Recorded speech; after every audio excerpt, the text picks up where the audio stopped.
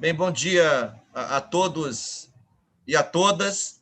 Nós estamos dando início à reunião da Comissão de Representação para acompanhar a implantação do novo modelo de governança da região metropolitana, Comissão da Assembleia Legislativa do Estado do Rio de Janeiro.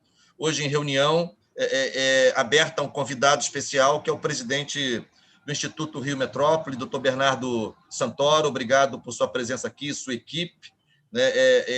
O objetivo desta reunião é ouvir, né, uma exposição do Instituto Rio Metrópole, especialmente sobre 4 pontos que nós havíamos pactuados.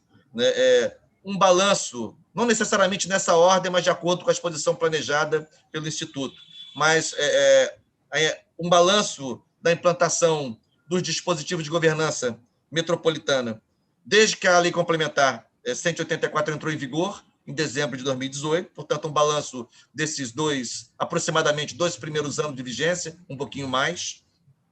Apresentação do plano de ação, do plano de trabalho do Instituto Rio Metrópole para o biênio, né, 21-22, propostas para o aprimoramento da lei complementar. Ela é recente ainda, mas já suscita sugestões, já suscita reflexões a respeito do seu texto, e também sobre a situação em que se encontra, a situação atual do processo de elaboração do PEDUI, do Plano Estratégico de Desenvolvimento Urbano Integrado da região metropolitana, que é, inclusive, uma peça que o Poder Executivo, na forma da lei, terá que encaminhar à Assembleia Legislativa para apreciação do Parlamento. Então, esses são os eixos temáticos que foram pactuados com o Instituto Rio Metrópole.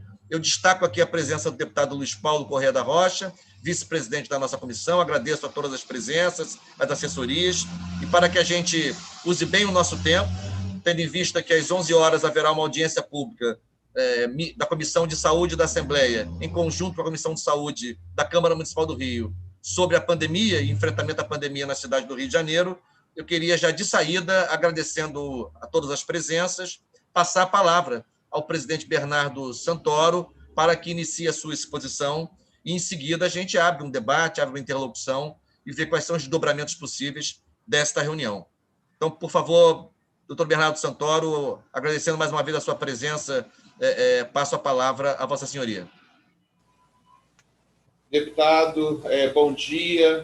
Deputado Luiz Paulo também, bom dia. Demais presentes, é uma grande honra estar aqui podendo explicar em que termos encontra-se nesse momento a questão da implantação da gestão metropolitana na região metropolitana do Rio de Janeiro. Antes de eu começar, eu só queria tirar uma dúvida contigo. É o seguinte, nós montamos aqui um slide com a apresentação do que foi feito e do que se propõe a ser feito nos próximos anos, e também fiz uma apresentação com algumas modificações a serem propostas a essa comissão no que tange à Lei Complementar 184. Eu apresento tudo de uma vez, ou eu faço primeiro o histórico, aí paro, depois apresento os projetos futuros e paro, e, por fim, apresento as propostas de mudança legislativa e paro de novo? Para responder a sua pergunta, eu preciso fazer uma pergunta ao senhor, doutor Bernardo Santoro. Essas apresentações no seu conjunto, o senhor estima que levariam quanto tempo? Talvez, assim, a apresentação do que ficou para trás é relativamente rápido, o que ficou para frente, juntando os dois, acho que meia hora, né? Talvez a questão da legislação a gente vá ponto a ponto, né? Não são muitas nesse primeiro momento, porque a mudança fundamental ainda precisa ser amadurecida dentro da Casa Civil, mas já tem alguns pontos que já podem ser mudados, isso talvez se leve mais meia hora, e a questão do PEDUI seria 5 minutos, né? Então, eu queria propor o seguinte, se o deputado Luiz Paulo concordar. Vamos fazer, no primeiro momento, a apresentação do balanço dos dispositivos de governança e do plano de trabalho, né? Uma primeira exposição, a gente debate um pouco, e depois o senhor faz a apresentação das propostas sobre a lei complementar e da notícia sobre o PEDUI, que a gente fica, por um lado, com um balanço mais de gestão, mais organizativo, e com a segunda parte, o aspecto mais legislativo, digamos. Pode ser assim, Luiz Paulo? Ok. Então, por favor, Bernardo Santoro com a palavra. Registra aqui a presença do Henrique Silveira, representando a Casa Fluminense, instituição que foi convidada para participar dessa reunião de hoje também. Perfeito. Eu vou fazer aqui a apresentação. Opa, calma aí. Não, eu errei aqui. Deixa eu ter que compartilhar a tela aqui primeiro. Compartilhar a tela. Aí eu compartilho já direto isso aqui, não é isso?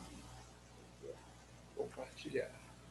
Agora, cadê? Onde? Do lado da andamento. Aqui? Da esquerda, um pouquinho. Aqui? Os senhores estão vendo o slide? Alô, os senhores estão vendo os slides? Sim. Perfeito, obrigado. Sim. Então, vamos aqui começar com o histórico do Instituto Rio Metrópole, né?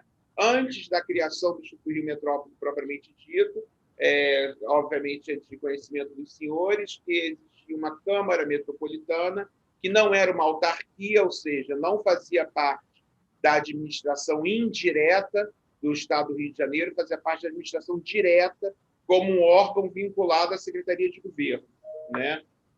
Nessa preparação da mudança de Câmara Metropolitana para Instituto Rio Metrópole, o que ocorreu ao longo do ano de 2019, foram elaborados todos os instrumentos que efetivamente viriam a dar base ao Instituto Rio Metrópole e à governança metropolitana como um todo, né? E aí, voltando um pouco à questão da lei complementar, a lei complementar foi criada, foi a última lei a ser votada em 2018, na legislatura de 2018.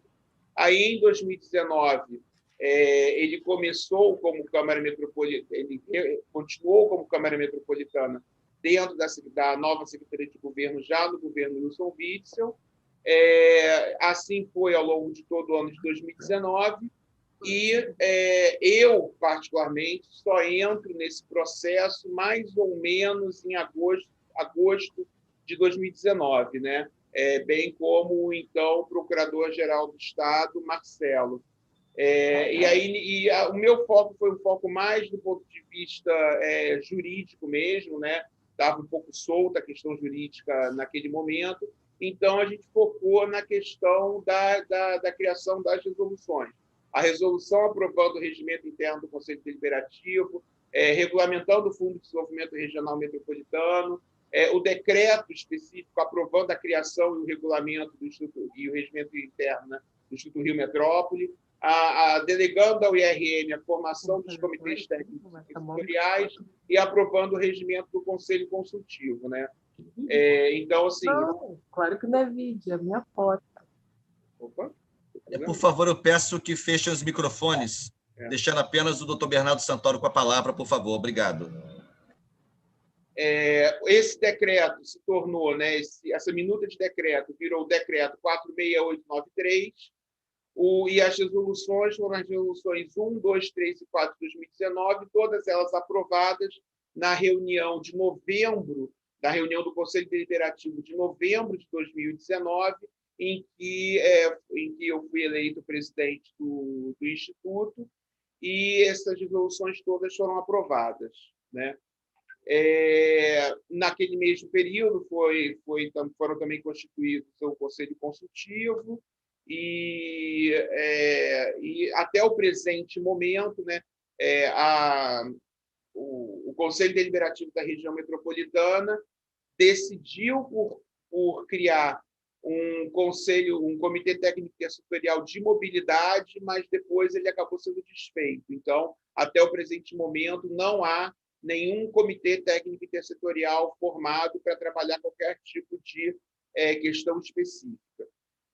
Esse é o organograma, né, da Câmara Metropolitana para o IRM. No decreto, deixa claro que o Instituto Rio Metrópole ele é o sucessor da Câmara Metropolitana, mesmo tendo toda uma lógica distinta da Câmara Metropolitana. Como eu disse anteriormente, o Instituto Rio Metrópole ele é uma autarquia interfederativa, ele tem essa lógica de autarquia interfederativa, ou seja, ele é um instrumento, ele é um membro da administração indireta estadual, mas apenas pro forma, porque, na prática, o Instituto Rio Metrópole, ele, pela lei, ele deve subordinação, a subordinação imediata dele não é à governadoria do Rio de Janeiro, mas sim ao Conselho Deliberativo da região metropolitana, do qual o governador é o presidente e tem a maior parte dos votos nesse Conselho Deliberativo.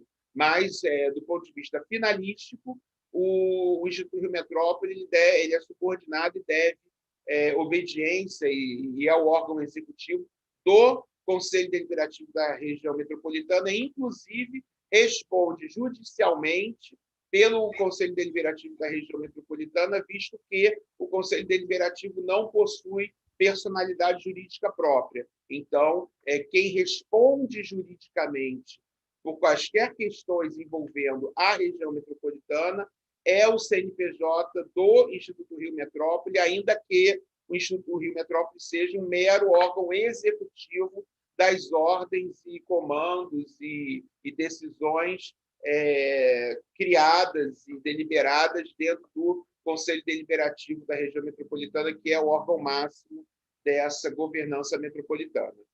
Então, dentro dessa lógica, eu lembro sempre que a Câmara Metropolitana ela tinha sido organizada dentro de uma lógica de administração direta, né? Portanto, ele não tinha um presidente, né? Ele tinha, na verdade, era um diretor executivo que tinha símbolo SS, era SS, era de subsecretário. Então, ele tinha toda uma lógica organizacional de órgão, né? De órgão da administração direta, e tinha esse presidente, que era esse SS, e mais 33 cargos, não era isso? Né? Ao longo de 2019, infelizmente, por uma questão de decisão política, houve o esvaziamento da Câmara Metropolitana, com a diminuição tanto de cargos quanto de gratificações especiais. Então, houve uma míngua da Câmara Metropolitana ao longo do processo de 2019, ao mesmo tempo em que nós, nessa luta contra essa míngua, fazíamos o trabalho cada vez com menos recursos financeiros e humanos, né?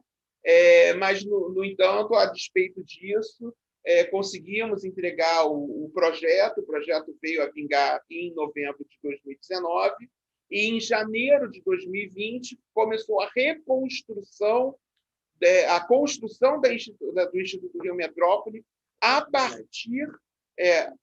isso aqui é o... tá. A partir dessa questão. Então, assim, houve essa construção do Instituto Rio Metrópole a partir dos escombros da Câmara Metropolitana.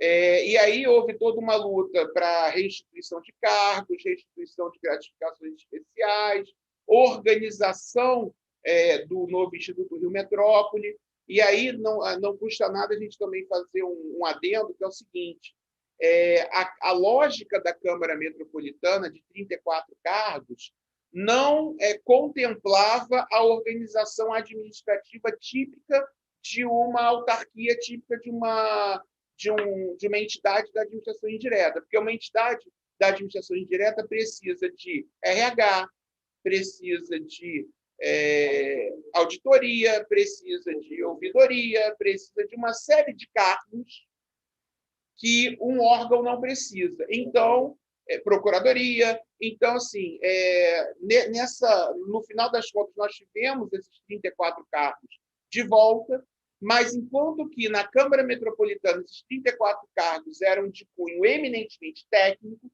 porque não era necessário se despender esses cargos para finalidades administrativas, né? No nosso caso, nós tivemos que perder, entre aspas, parte desses cargos que deveriam ter natureza técnica para fins administrativos. Então, nós, até o presente momento, enquanto Instituto Rio Metrópole, nós não temos o mesmo tipo de pujança de recursos humanos que a Câmara Metropolitana tinha, pelo fato de termos de despender parte dos cargos que eram técnicos, tiveram que ser adaptados pelo decreto, por um decreto posterior, tiveram que ser readaptados para finalidades administrativas. Então, esse é o organograma hoje do Instituto Rio Metrópole. Nós temos uma presidência, uma procuradoria, uma chefia de gabinete, uma auditoria, uma assessoria executiva, 3 assessorias executivas e as 5 diretorias. A diretoria de planejamento e projetos e a diretoria de gestão interna é o que nós chamamos de diretorias meio, porque são diretorias que têm por objetivo fazer a gestão interna dos processos, a gestão interna e as planejamento e projetos. Já as diretorias fim, porque são as finalidades da região metropolitana, são a diretoria de saneamento, que se entende por si só, a diretoria de mobilidade, que cuida da parte de mobilidade, e a diretoria de desenvolvimento metropolitano integrado seria a diretoria residual, ou seja, aquilo que não é da diretoria de saneamento e aquilo que não é da diretoria de mobilidade é gerida pela diretoria de desenvolvimento metropolitano integrado, como sendo essa diretoria residual. Essas são outras ações executadas no ano de 2019, a realização de reuniões do Conselho Deliberativo foram 3, sendo essa última, de 28 de novembro de 2019, foi a que criou o Instituto Rio Metrópole, e a de 27/2 foi a primeira reunião formal do Conselho Deliberativo da região metropolitana, realização de reuniões do Conselho Consultivo, a apresentação dos grupos de trabalho de procuradores sobre os regimentos internos, do grupo de trabalho de secretário de Fazenda sobre o custeio do IRM, criação da Secretaria Executiva Extraordinária, prevista no Regulamento Interno do Rio Metrópole, ato de nomeação dos 47 membros do Conselho Consultivo, indicação dos nomes que compõem a diretoria do Rio Metrópole, que foram posteriormente aprovados pelo Conselho Deliberativo, criação, né, da resolução de comitês técnicos intersetoriais. Como eu expliquei para os senhores, na verdade, até o momento, nós não temos nenhum comitê técnico formado, íamos formar um comitê técnico de mobilidade, mas ele acabou sendo desfeito, né? Foram feitas assinaturas dos decretos das resoluções e vários assuntos gerais no âmbito da região metropolitana foram discutidos ao longo de 2019, mas de maneira mais abrangente, menos técnica, porque até aquele momento, sem a criação do Instituto Rio Metrópole, não havia tanta força normativa naquilo que era deliberado na região metropolitana. A partir dessa formalização da gestão metropolitana, o Conselho Deliberativo da região metropolitana passou a ter poder normativo, de fato, nos termos do Estatuto da Metrópole, que, por sua vez, regulamenta o artigo 25, parágrafo 3º da Constituição Federal, né? E aí, dentro da própria questão do PEDUI, que nasceu, né, expliquei isso num outro momento, que nasceu, infelizmente, já com uma certa defasagem, pelo fato de Petrópolis ter entrado na região metropolitana, o que muito me agrada como petropolitano que sou, mas o fato é que o PEDUI ele foi contratado durante o governo Pezão sem considerar a existência de Petrópolis na região metropolitana. Então, quando há a aprovação da Lei Complementar 184, com a entrada de Petrópolis, o PEDUI ele foi entregue um mês antes pelas empresas que foram contratadas para o Estado do Rio de Janeiro, foi formalmente entregue em novembro de 2018, só que ele nasce defasado pelo fato de Petrópolis não estar constando nele, né?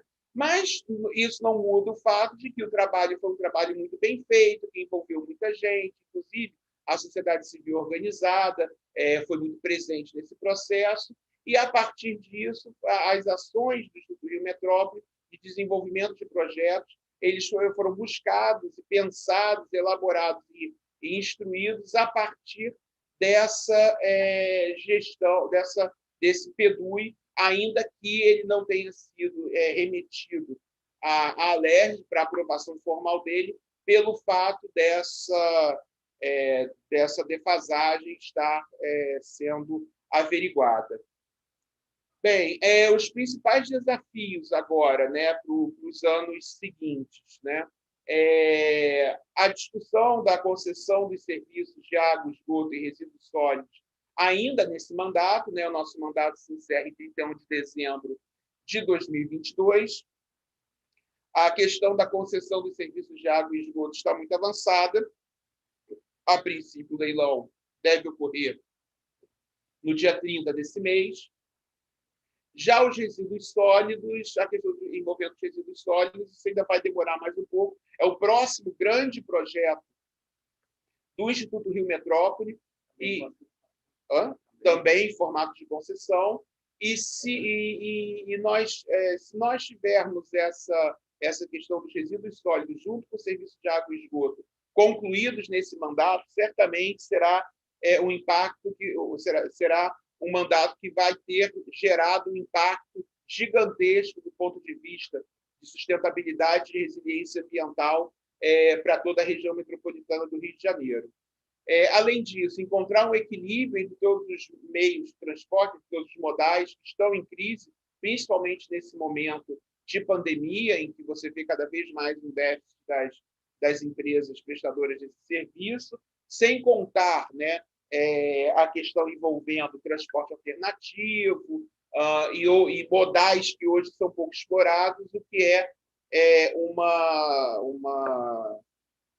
uma visão, né, muito bem, muito querida por essa presidência, porque eu tenho particularmente uma visão muito positiva acerca do transporte alternativo, tanto é que ainda na minha época como assessor especial do governador Witzel, o meu último grande movimento foi gerar a abertura do mercado de vans, de fazer uma grande, vamos dizer assim, uma grande desburocratização no setor da legalização de vans. Infelizmente, após esse movimento que foi feito em dezembro de 2019, houve um retrocesso no processo de abertura de mercado que a gente estava promovendo, e aí essa agenda acabou sendo relegada a segundo plano por conta de interesses outros e prioridades outras.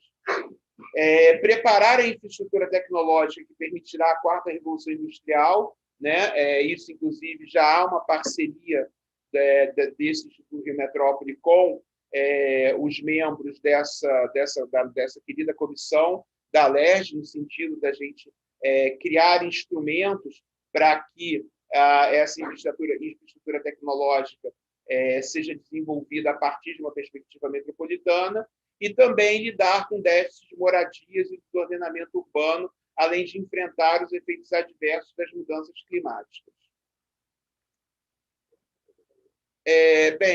Isso aí foi meio que uma visão macro do que aconteceu antes, e agora a gente vai falar um pouquinho sobre o plano de trabalho do Instituto para esse ano, desde janeiro de 2020, passando por 21 e 22. Né? O que foi realizado em 2020 em nível administrativo? O Instituto Rio Metrópole e o Fundo de Desenvolvimento da Região Metropolitana foram criados, CNPJs abertos, as contas para a movimentação do Instituto Rio Metrópole e futuras do Fundo de Desenvolvimento também. O Instituto Rio Metrópole teve um orçamento aprovado pela LOA de 2019, mas não pôde ser executado devido ao contingenciamento em função da Covid-19. Vou falar sobre isso com um pouco mais de esmero daqui a pouco, porque algumas pendências em relação à Lei Complementar 184 não foram feitas até o presente momento por conta desse contingenciamento. Então, eu volto a essa questão do contingenciamento daqui a pouco. O Instituto Rio Metrópole reestruturou seus cargos, funções e GEs, lembrando que na época aí eu volto a trabalhar, né, a ideia de que, infelizmente, nessa reestruturação de cargos, nós perdemos qualidade e quantidade de técnica, porque nós tivemos uma diminuição de cargos técnicos que tiveram de ser reformulados para cargos administrativos, e nós perdemos também, no auge do processo da Câmara Metropolitana, as GEs chegaram a ser no montante de R$300 mil mês, ao passo que O nosso topo, que é o atual, enquanto Instituto Rio Metrópole, é de R$200 mil mês. Então, nós temos menos cargos e nós temos menos dinheiro, nesse exato momento, para trazer profissionais de qualidade do que tinha em 2017, 2018, por conta da crise fiscal que nós estamos vivendo aqui no Rio de Janeiro. O Instituto Rio Metrópole organizou sua própria procuradoria, já tendo nomeado um procurador exclusivo e um adjunto, sendo o adjunto enviado pelo município de Nova Iguaçu, ou seja, já dentro de um processo de entendimento que o Instituto Rio Metrópole não é estadual, ele é de todos, ele é metropolitano, ele é de todos os entes federativos que compõem, organizou sua governança interna, já operando com gestão interna independente, organizou as diretorias de planejamento de projetos, mobilidade urbana, saneamento e desenvolvimento, definimos LOA e PPA para 2021 e realizamos reuniões do Conselho Deliberativo em 12 de fevereiro, 26 de março, 29 de maio e 17 de dezembro, sendo que a de 12 de fevereiro foi a reunião onde foi aprovada a modelagem e os percentuais de outorga na concessão de serviços de água e esgoto na região metropolitana, e foi deliberado que o direito de outorga dessa concessão de serviços deixaria de ser municipal e passaria a ser metropolitana. E o 17 de dezembro foi a reunião onde foi ratificado esse movimento, e os percentuais também foram ratificados e foram aprovadas todos os documentos relativos, edital e documentos relativos a esse processo de concessão, bem como a autorização dada ao Estado do Rio de Janeiro para, em nome da região metropolitana, e eu sempre destaco isso, essa concessão de água e esgoto não é do Estado do Rio de Janeiro, é da região metropolitana, e o Estado do Rio de Janeiro é um mero mandatário da região metropolitana nesse processo. Então, a região metropolitana firmou também esse acordo, todos os acordos com o Estado do Rio de Janeiro nesse sentido. E a realização de reuniões de conselho consultivo, né, de 3 de agosto e 24 de agosto. Não, deputado, só um instantinho, presidente Bernardo, só um instantinho. Deputado Luiz Paulo. Presidente Bernardo, eu estou ouvindo com toda atenção, sem querer intervir, mas, evidentemente, a sua última assertiva sobre concessão tem de mim a minha profunda discordância. Eu queria dizer a Vossa Senhoria que, na noite de ontem,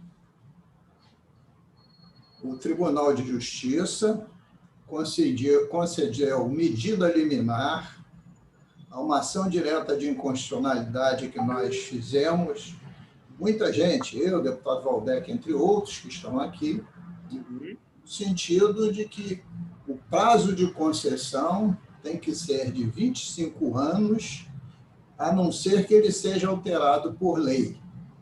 Então, por hora, o seu ponto de vista está derrubado pela Justiça, pelo desembargador relator.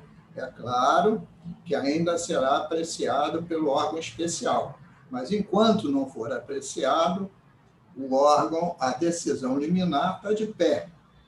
Então, esse é um ponto de vista que firmou um procurador do Estado, que jamais terá consenso, porque o edital ele não envolve só municípios da região metropolitana, ele envolve municípios do Estado como um todo. Ele o edital transcende a região metropolitana. Só queria fazer essa observação, eu tenho muitas a fazer, mas nós não temos nenhuma concordância sobre esse ponto. Muito obrigado, presidente. Pois não, deputado, devolvo a palavra ao presidente Bernardo Santoro. Deputado, está constada a sua observação, eu mantenho, obviamente, a minha posição, mas está constada a sua observação e fica aí, né, para para fins até públicos, para quem está aqui nos assistindo, as posições divergentes, sempre respeitosas em relação a essa matéria.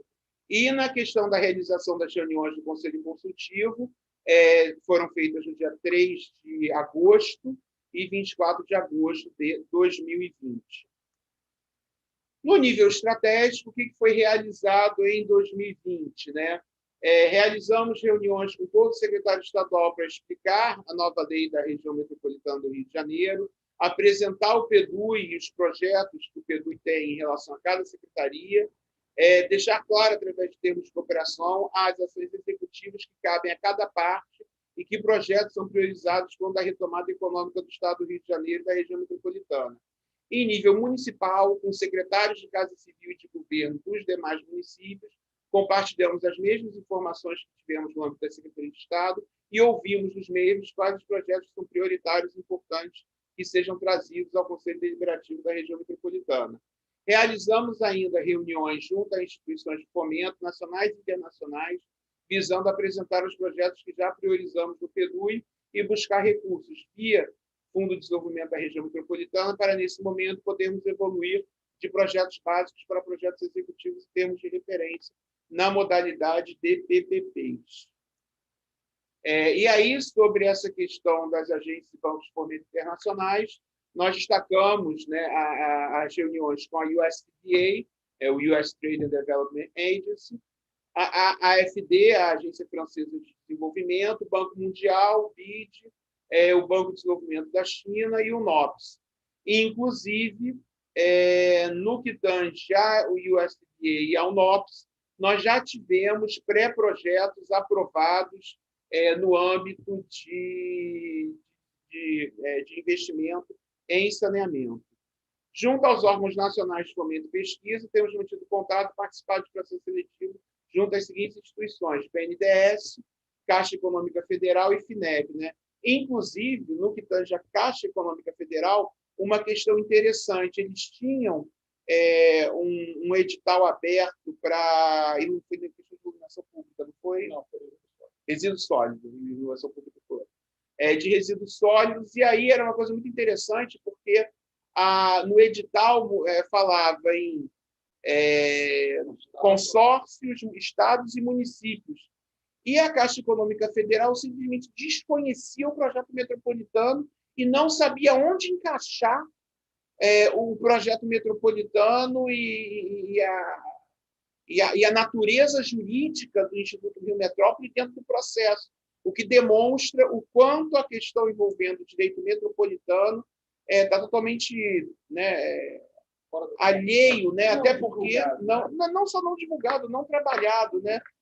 Uma coisa que eu sempre trabalho, eu estou até começando um projeto para escrever um livro sobre direito metropolitano, porque está faltando literatura no tema, do tema nesse momento no Brasil. Então, nós temos hoje, e não podemos deixar de destacar que, muito embora nós tenhamos vários projetos de cunho metropolitano no Brasil, o único estado da federação que já regulamentou a sua região metropolitana nos termos do Estatuto da Metrópole foi o Estado do Rio de Janeiro. Né? Todos os outros que têm algum tipo de regulação metropolitana no resto do Brasil, esses movimentos, essas regulamentações foram feitos antes do Estatuto da Metrópole, tentando regulamentar a sua região metropolitana diretamente a partir do enunciado do artigo 25, parágrafo 3º da Constituição, sem que eles tivessem acesso aos pormenores de gestão metropolitana e tudo que essa normatização do Estado da Metrópole traz que fosse aplicado às regiões, a essa regulamentação estadual. Portanto, o Rio de Janeiro ele é vanguarda nessa discussão metropolitana à luz do Estatuto da Metrópole e, portanto, como sendo um projeto de vanguarda, ele certamente vai ter dores de crescimento, que é algo absolutamente natural. Bem, esses são agora os planos a serem implementados conforme a Lei Complementar 184 de 2018, e aí eu volto àquela discussão que nós tivemos há pouco tempo sobre a questão dos contingenciamentos feitos em 2020, por conta da Covid.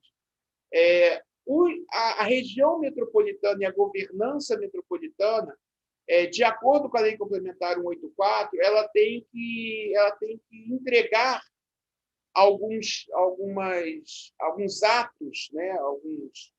Na verdade, planos. Ele tem que entregar alguns planos, não só para a LERJ, como também para a própria região metropolitana, atos e bens, né, públicos, planos públicos, planejamentos públicos, né, policy papers e tal.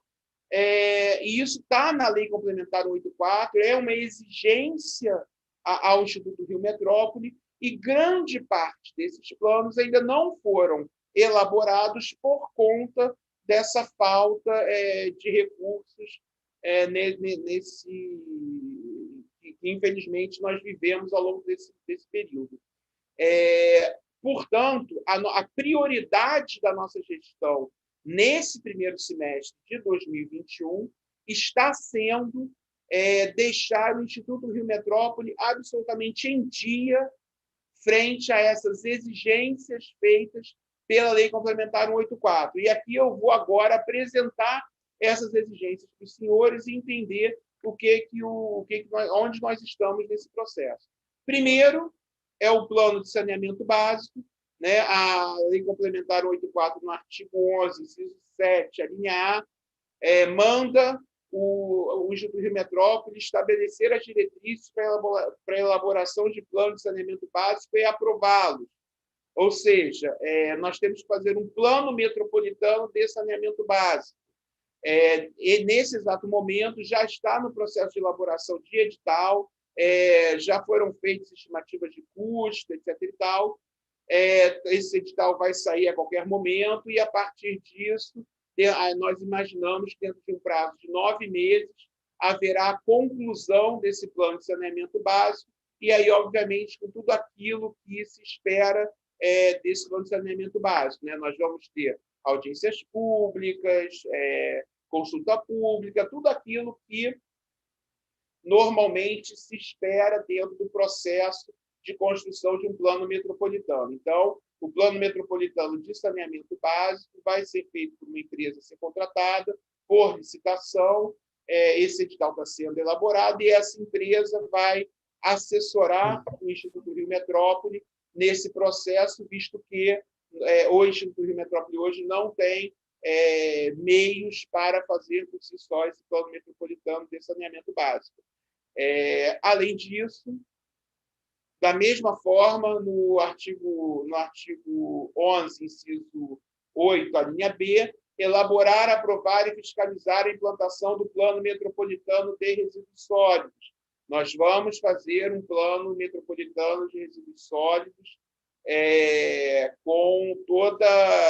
também nessa mesma ideia, também está já em elaboração de edital, já fizemos uma tomada prévia de preços, para a gente entender como é que vai ser o processo macro.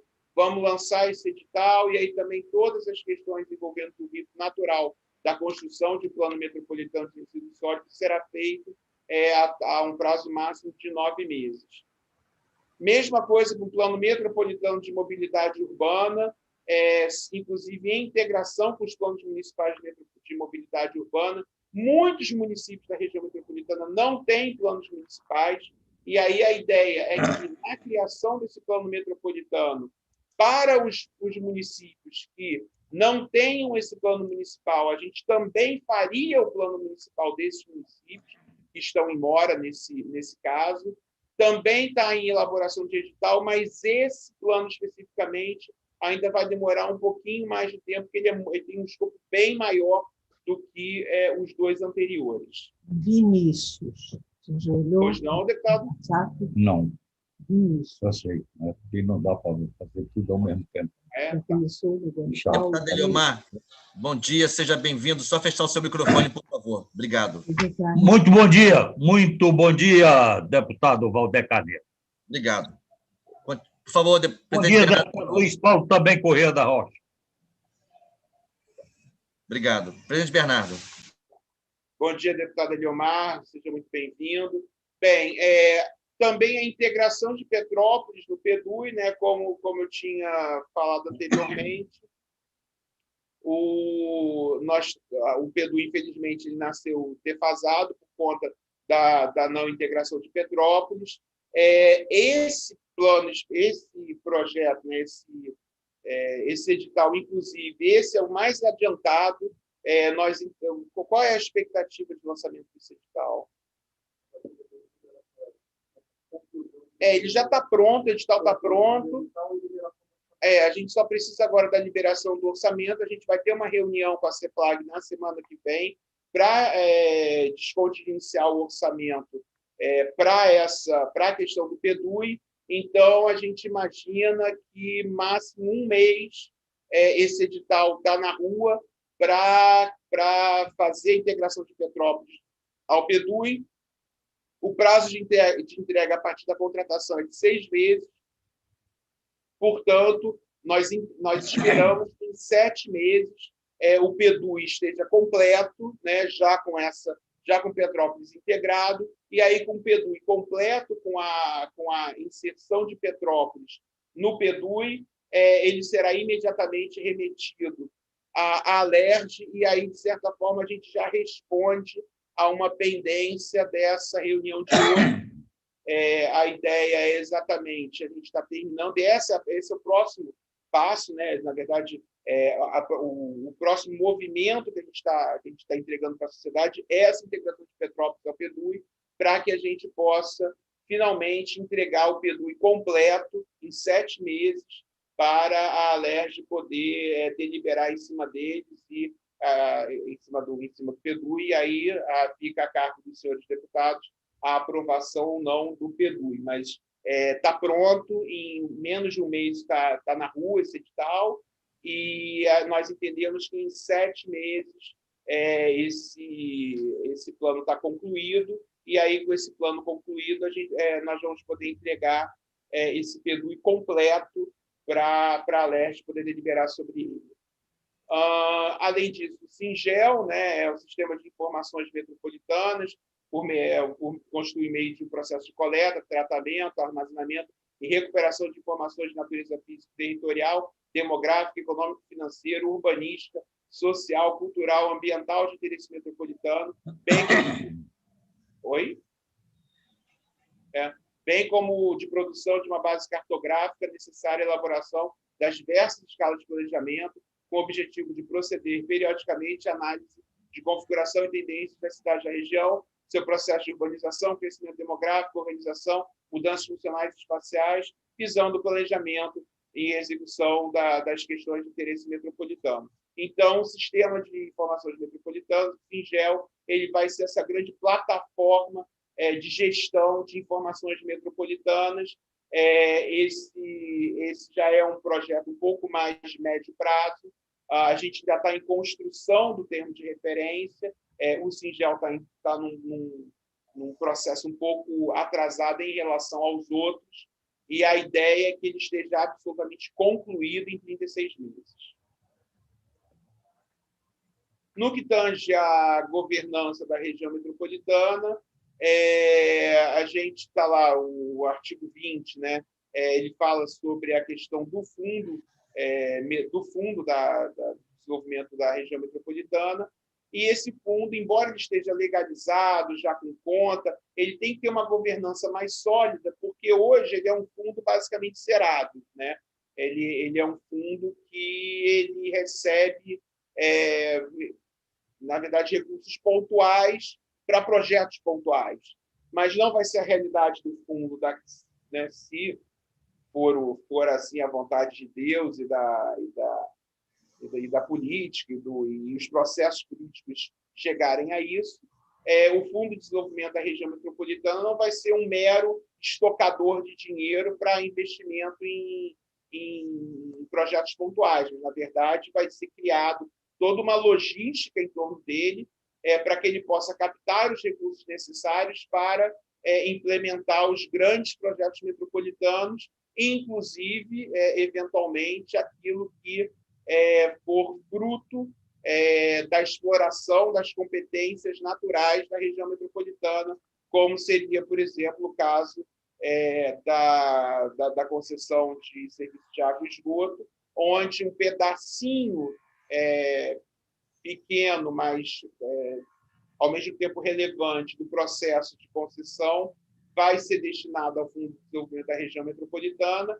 Então, essa governança tem que estar bem sólida para que a gente não tenha problemas que, infelizmente, são recorrentes na gestão pública, envolvendo malversação de recursos, corrupção. Isso tudo vai ser evitado a partir do momento em que nós tenhamos uma governança jurídica, administrativa e de gestão sólida no fundo, para que esse fundo não possa ser desviado, seja por incompetência, seja por má-fé de quem estiver tocando o Fundo de Desenvolvimento e o próprio Instituto Rio Metrópole, ou mesmo eventuais gestores públicos do Conselho Deliberativo que, infelizmente, tenham algum tipo de problema. Então, a governança do Fundo de Desenvolvimento da Região Metropolitana, estamos em processo de termos de referência, de construção de termos de referência.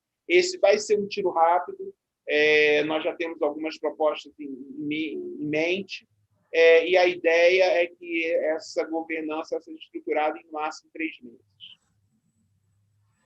Os planos diretores municipais, na verdade, esses planos diretores municipais, eles a princípio estão a cargo dos municípios, mas a Lei Complementar 184 e o próprio Estatuto da Metrópole, ele exige que haja uma interlocução entre os planos diretores municipais e o PEDUI.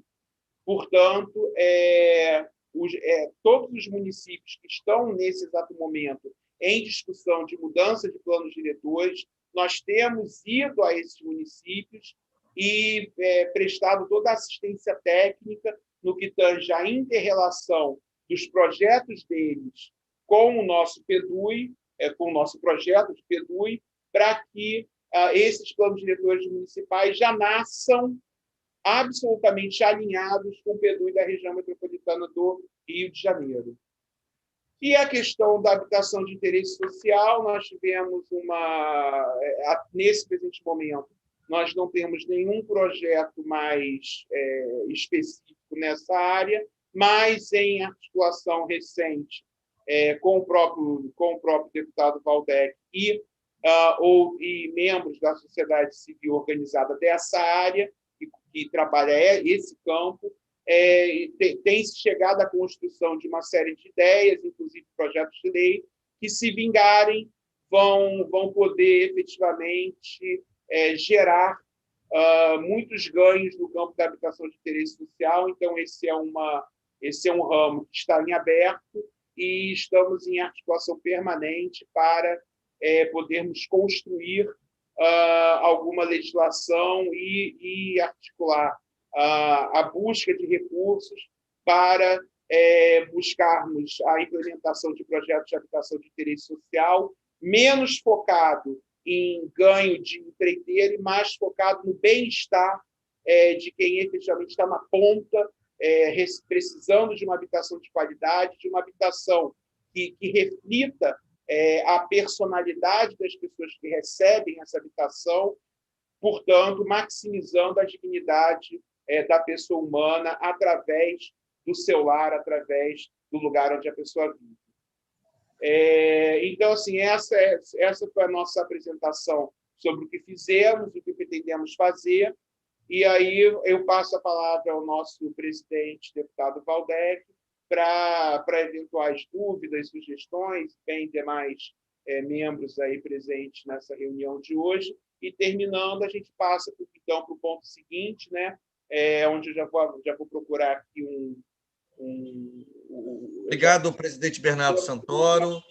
Tá passada a palavra aí. Obrigado, presidente.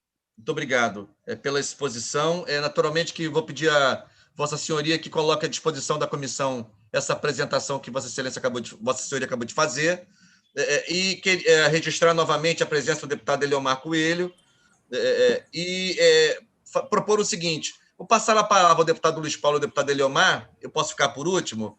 Eu queria propor se a gente podia se organizar, deputado Luiz Paulo, em uma intervenção de até 7 minutos, para que a gente tenha tempo depois de ouvir o presidente Bernardo Santoro sobre as propostas sobre a lei complementar. Então, com a palavra, deputado Luiz Paulo, para, em até 7 minutos, comentar e fazer observações sobre essa primeira apresentação do presidente Bernardo Santoro a respeito de aspectos organizativos e de planejamento do Instituto Rio Metrópole. Deputado Luiz Paulo. Bom dia a todas e todos. Doutor Bernardo Santoro, só previamente dizer a Vossa Senhoria que eu estou nos primórdios de toda essa luta para que nós tivéssemos um órgão gestor metropolitano. Não só da construção da lei complementar e até numa insistência permanente no parlamento para que um dia ela fosse votada. Porque, como Eliomar Coelho, muito antigo, vi ser criada no estado do Rio de Janeiro a Fundrem e tive a oportunidade de ser secretário de urbanismo no município da capital e verificar a desagregação metropolitana que nós tínhamos na hora que a gente foi discutir, aprovar e confeccionar o plano diretor da cidade do Rio de Janeiro. Estou falando lá no ano de 92. Então, eu sou entusiasta dessas propostas. Eu também queria dizer, independente de algumas divergências que vamos ter, né, eu gostei muito da sua apresentação, porque o senhor estava pensando no todo, tanto eu, Valdec, quanto Eliomar Coelho, estamos aqui numa luta já antiga, que parece que vai começar a dar certo, de se ter também um plano estratégico de desenvolvimento econômico e social do Estado do Rio de Janeiro, onde a região metropolitana é o seu coração. Então, dito isso, como preliminar, eu queria fazer algumas observações pontuais. Em relação à SEDAI, as nossas divergências são profundas, e eu quero discutir aquilo que nos une e não aquilo que nos desune. São profundas da forma arrogante e prepotente que o Estado tratou o assunto, que ele nunca poderia colocar na rua esse edital por decreto. Se ele tem maioria na Assembleia, ele vence quem é contra. Mas por decreto, jamais. Isso é um erro crucial e brutal. O modelo é um modelo ruim, reafirmando que envolveu municípios metropolitanos e não metropolitanos e excluiu outros não metropolitanos, deixando a míngua. Então, todas as críticas possíveis. Mas não é isso que eu quero discutir com o senhor. Primeira questão que o senhor colocou muito bem, que é a questão da mobilidade. Eu tenho discutido com outros deputados que essa discussão é muito mais profunda com a pandemia do que aparentemente se acha. Eu verifico que os modais de transporte hoje estão falidos e o Estado não tem como implementar subsídios, nem tampouco dizer saia esse concessionário, porque possivelmente nas mesmas condições não terá outro para entrar. De outro lado, eu vejo um movimento imenso de classe média alta de querer se morar mais longe do centro urbano e para as periferias, como, por exemplo, o senhor colocou, Petrópolis. Ora, isso vai fazer a cidade se espraiar mais ainda, agravando a questão da mobilidade. O transporte alternativo começa a ter a possibilidade de ser solução e não problema. Então, eu acho que esse tema precisava um grande aprofundamento, porque Porque quando o plano diretor de transportes metropolitanos foi discutido, a gravidade da pandemia não tinha trazido isso à tona, né? E não adianta. Os modos de transporte estão com menos passageiros, estão dando prejuízo, vai se reduzir o número de veículos ou de trens, dependendo do modo, em detrimento da qualidade do serviço. Então, é uma questão, no meu entendimento, da maior relevância, que continua, no meu ponto de vista, sendo o transporte que viabiliza a produção. Agora mesmo, nós temos audiência pública, vou até pedir para lhe convidar, né, porque eu não vi aqui, né, aqui citado. Nós temos audiência pública, deixa eu ver se é segunda ou terça-feira, só um minutinho, o Valdec, para já informá-lo. Se é segunda. É na terça-feira, às 10 horas da manhã, sobre a redução da alíquota do QAV para 7 pontos percentuais, para discutir o hub do Aeroporto Internacional do Galeão, que o BNDES, junto com a União, quer colocar tudo no Santos Dumont e matar o Galeão, para valorizar o preço da outorga no Santos Dumont. E 2 aeroportos na região metropolitana de Peso, se um morre, começa a morrer a região, que é o Internacional do Galeão. E turismo é logística, e logística não é só o avião pousar, né? Ou levantar voo, é toda a organização em torno disso.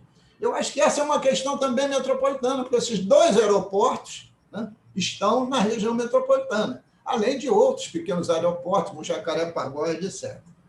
Então, eu queria chamar atenção sobre isso. E vendo a sua preleção, né, o senhor colocou aqui a questão do Singel, né, 36 meses, e colocou a questão da infraestrutura tecnológica. Eu tenho a impressão que eu já via, presidente, encaminhei para Vossa Excelência a lei da tecnologia 5G. Isto é fundamental, fundamental. E a proposta de legislação municipal está contida na lei.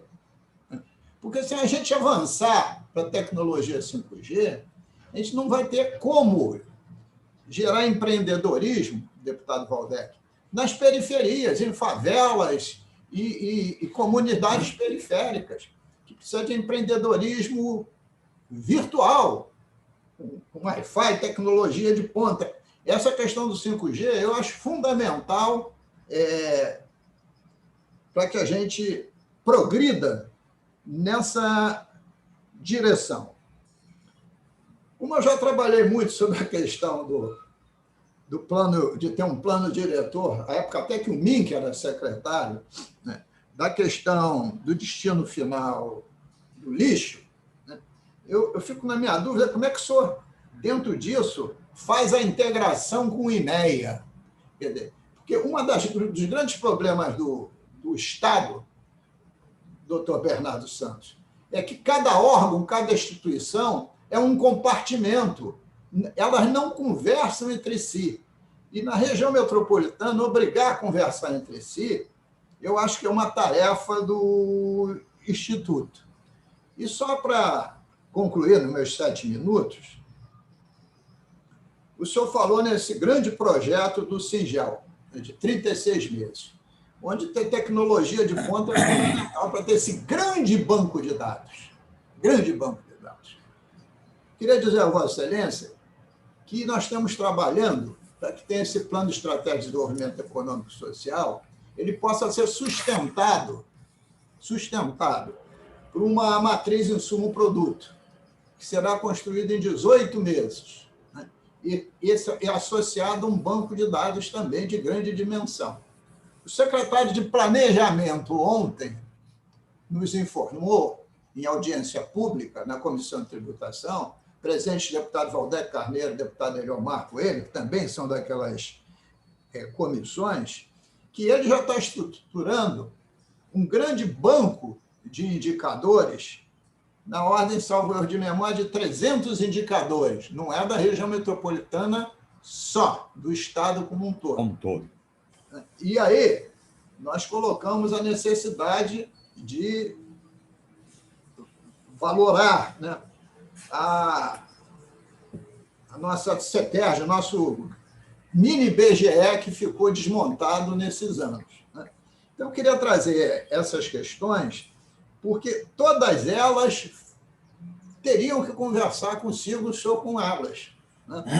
Por último, é necessário, na questão do Fundo da Região Metropolitana, que a gente chamava Fundo Contábil da Região Metropolitana, na época de 1975, quando tinha a Fundem, que esse fundo, a LDO chegou ontem na casa, ainda não abri a LDO, né? Mas que esse fundo ele tivesse, dentro da LOA, e evidentemente a partir da LDO, uma explicitação própria, né? Com todos os seus programas de trabalho, com todos os seus montantes de investimento, quanto para quê, etc., etc., até para que na Assembleia a gente também possa fortalecê-lo, né? Aqui tem 3 deputados que são amantes do planejamento. Estou falando pelo Valdec e pelo Coelho, pelo Eliomar, né? Porque o que acontece hoje no nosso Estado, o senhor é testemunha, é que nós não temos caminho nenhum. E não tendo caminho nenhum, nós não temos lugar nenhum para ir. Então, é essa a minha contribuição. Muito obrigado, presidente. Obrigado, deputado Luiz Paulo. Eu passo a palavra ao deputado Eliomar Coelho, pedindo para observar o nosso tempo de 7 minutos, para que o presidente Bernardo possa reagir aos comentários. Em seguida, a gente ir para a segunda etapa da reunião. Deputado Eliomar Coelho, por favor. Deputado Luiz Paulo, pode presidir momentaneamente a reunião? Momentaneamente. Perfeitamente. Muito bom dia. Eliomar Coelho, se puder, muito bom dia, deputado Valdec, deputado Luiz Paulo. Muito bom dia, Bernardo Santoro, né, que está à frente do Instituto Rio Metrópolis, e a quem eu cumprimento os demais que estão na mesa com ele aí, eu não sei, né? Bom, o deputado Luiz Paulo, ele abordou temas que realmente são preocupações nossas, que temos interesse em discutir essa questão do planejamento urbano, né? Eu participei de toda a discussão sobre o plano diretor da cidade do Rio de Janeiro, 1990. Né? Aliás, 1990 foi a lei orgânica, 1992, plano diretor. Eu fiz o parecer sobre o plano diretor apresentado naquela época à Câmara Municipal do Rio de Janeiro. E no plano diretor, por exemplo, uma das falhas que eu notava e que registrei no meu parecer é exatamente a cidade do Rio de Janeiro considerar-se única dentro de uma bolha. Parecia que não pertencia à região metropolitana do Rio de Janeiro, né? Então, isso daí era uma falha, e uma falha grande. Ouvi atentamente, peço até pedir desculpas, porque eu cheguei um pouco, eu estava resolvendo as coisas na cidade, então eu cheguei um pouquinho, não vi desde o início a apresentação. Mas o que eu ouvi já deu, pelo menos, para fazer alguma avaliação. Como esse material vai chegar nas nossas mãos, nós vamos ter mais tempo exatamente para debruçar em cima dele, né? E de forma mais detalhada a gente poder fazer uma análise mais acurada. Mas, de qualquer maneira, por exemplo, uma coisa que eu acho importante, que foi colocar, a questão o que me preocupa mais, a conversa, como está existindo a conversa entre os executivos dos 21 ou 22 municípios que compõem a região metropolitana. Como que está existindo esse diálogo entre esses executivos, exatamente na elaboração, na feitura desse plano de desenvolvimento urbano integrado, né? Isso daí é a grande preocupação, Porque, por exemplo, nós sabemos perfeitamente que fazer um plano diretor não é uma coisa tão fácil. O plano diretor, inclusive, se ele não tiver a participação efetiva, real, concreta, da sociedade civil organizada, dos seus moradores, quer dizer, fica um negócio meio capenga. Porque antigamente, quando começou a se falar em plano diretor, tinha prefeitura que teve escritórios de planejamento urbano e de arquitetura que se especializaram em planos diretores. Então, o prefeito do município chegava para o escritório e dizia que queria um plano diretor e o escritório fazia o plano diretor. E a gente, ao analisar os planos diretores feitos pelos escritórios, era quase a mesma coisa, mudava pouca coisa. Quer dizer, não trabalhava as especificidades. E as especificidades você encontra exatamente na discussão com todos aqueles que realmente vivem na cidade, circulam na cidade, trabalham na cidade e se divertem na cidade. Essa que é a realidade. Não? Então, eu quero uma coisa que é importante a gente saber, e nisso é que quando chegar, eu vou fazer uma análise mais acurada, é o diálogo existente entre esses municípios. E por que eu falo isso? Plano diretor urbano integrado. Então, a palavra integração está aí forte. Né? Nós sabemos que esses municípios que compõem a região metropolitana, as desigualdades entre eles são enormes. São enormes. Quer dizer, não é uma coisa tão fácil querer trabalhar isto daí. Né?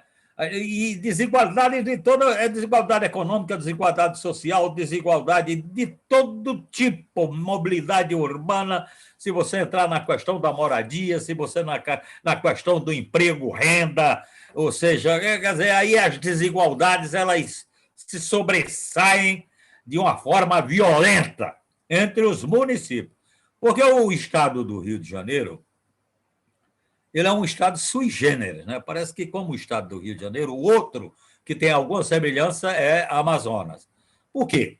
Porque você tem 92 municípios, tem um município que praticamente pega 40% ou 50% da população do estado, como todo um município só. Em 92, você tem um município que tem 50% da população, produz 60% da riqueza que é produzida em todo o estado. Quando você vai para a região metropolitana, então esses números saltam para 60%, para 80%, e fica, por exemplo, a região metropolitana, 21 municípios, 92 menos 21, então isso daí fica com pouca coisa em termos de recursos para a promoção do seu desenvolvimento. Quer dizer, integração entre os municípios do estado do Rio de Janeiro, isso praticamente não existe. E agora nós estamos... não existia também região metropolitana, porque tratamento dado à região metropolitana foi na época exatamente da Fundação de Desenvolvimento Econômico, de Desenvolvimento da Região Metropolitana, Fundrem, que fez um belíssimo trabalho de organização da administração, digamos, dessa governança metropolitana. Então, isto daí é que eu quero chamar um pouco a atenção. Quer dizer, como que está se dando esse diálogo, no sentido de promover, no seu final, a integração, via o instrumento plano diretor de cada um desses municípios que compõem a região metropolitana. Então, isto daí é que inicialmente me chamou a atenção e me traz a preocupação como que a gente vai debulhar isto de forma a garantir realmente o sucesso na empreitada que nós estamos empreendendo. Obrigado, deputado Eliomar Coelho.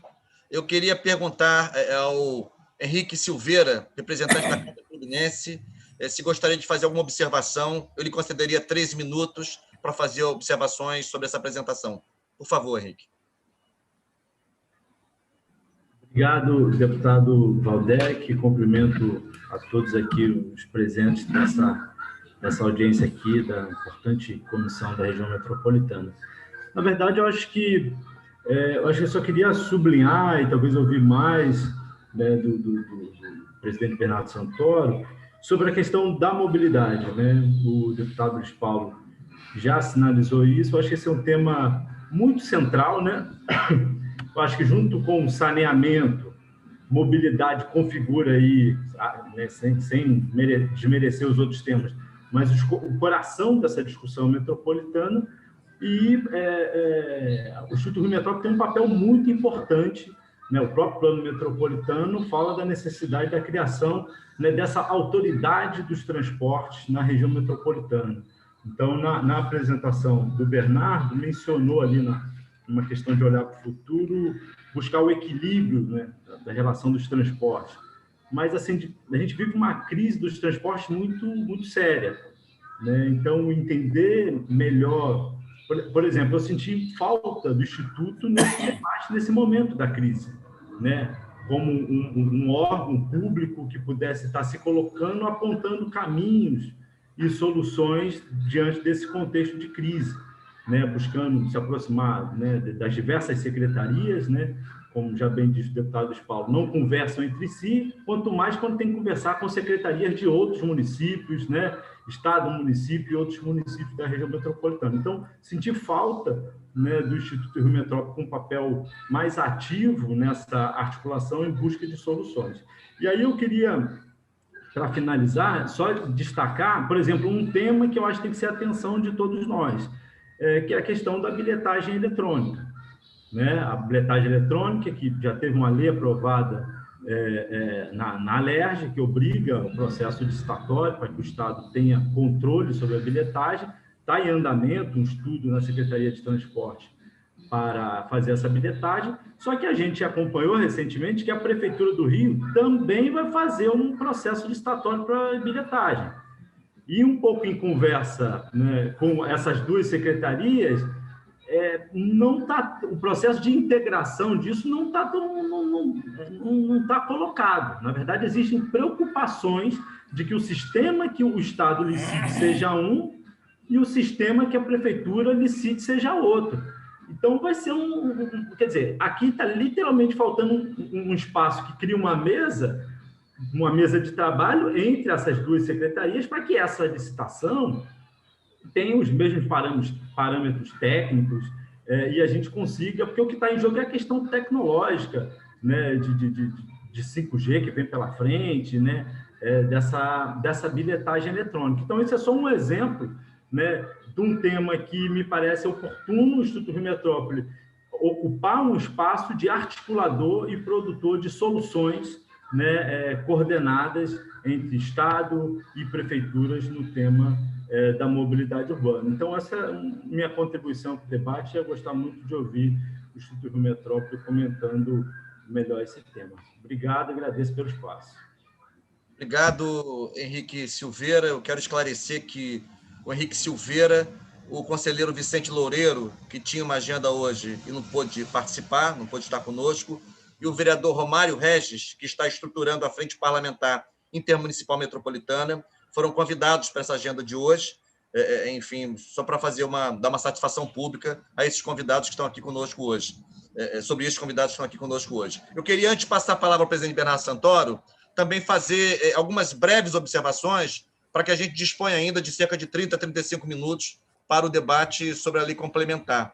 Eu queria primeiro agradecer a exposição, já me foi remetida pelo Maurício Knoploch, a quem eu agradeço, já transmiti ao nosso grupo de trabalho aqui por WhatsApp essa apresentação que foi feita. Eu considero, como Luiz Paulo, uma apresentação muito qualificada, com várias informações relevantes. Agradeço, portanto, o Bernardo Santoro, mesmo que tenha, e também vou pelo mesmo caminho do Luiz Paulo, não vou explorar esse aspecto hoje, mesmo que tenha entre nós algumas divergências, particularmente no que tange à esfera do saneamento. Não é? Mas, de qualquer maneira, agradeço pela apresentação, e a primeira observação que quero fazer. Quero fazer algumas observações e perguntas. Primeiro, eu fiquei com uma dúvida pontual sobre o organograma do Instituto Rio Metrópole, que foi apresentado nos primeiros slides,